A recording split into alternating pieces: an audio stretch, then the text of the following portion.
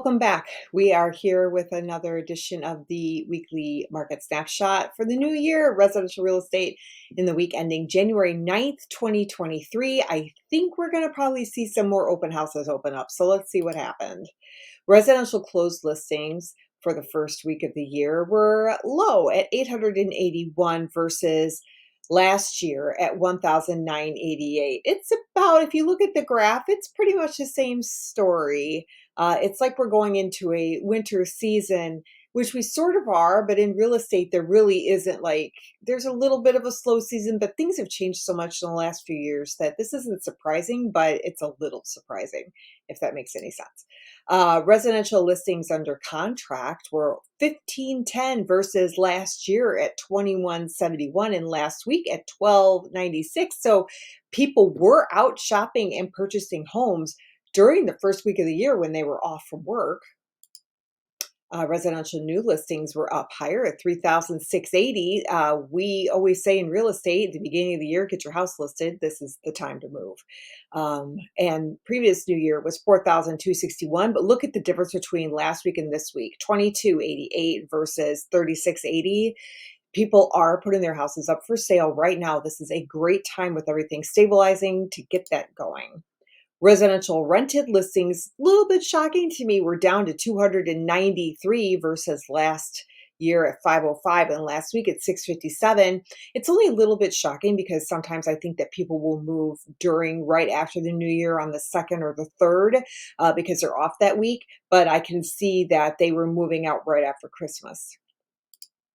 Residential active and temporary total this is a total number that we have right now, is 2,123 versus all the active in the entire MLS, which is 49,535. And again, remember that we are this is like Northern Illinois MLS area. So temporary again means that maybe they had to get new carpeting, they needed a radon mitigation system, people were going to be out of town and they didn't want people walking through their house while they were there, that type of thing. Residential open houses. Look at this. Aha, I was right. 1,805 open houses between 1/2 and 1/9. Really taking advantage of the people that were off of work for the holiday. Also, people coming into town to visit for the holiday. It's a perfect time to do an open house at that point.